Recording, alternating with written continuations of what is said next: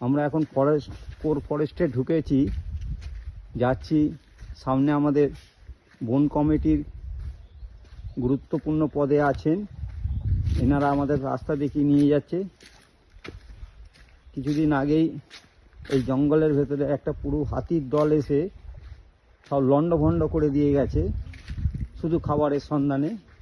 আমরা দেখতে পাচ্ছেন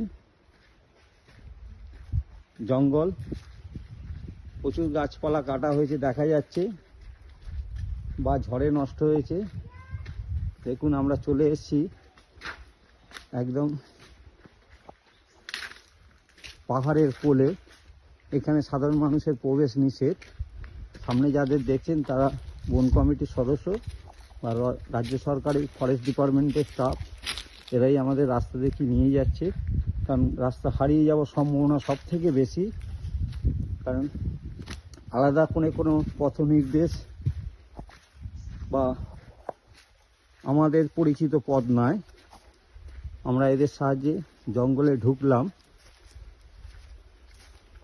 গাড়ি থেকে নেবে বেশ কয়েক কিলোমিটার পথ অতিক্রম করে আমরা আমাদের গন্তব্যস্থল টাচ করলাম।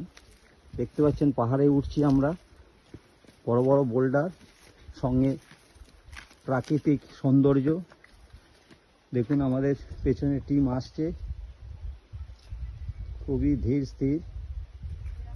দেখুন আপনাকে চারিদিক দেখাচ্ছি ফরেস্টের ঘন ঘটা। জাস্ট আমরা শুরু করেছি আমাদের নির্দিষ্ট লক্ষ্যে। আমরা ঢুকছি, গভীর থেকে গভীরতম হচ্ছে এবং পাহাড়ে ট্রেকিং করেই উঠতে হচ্ছে।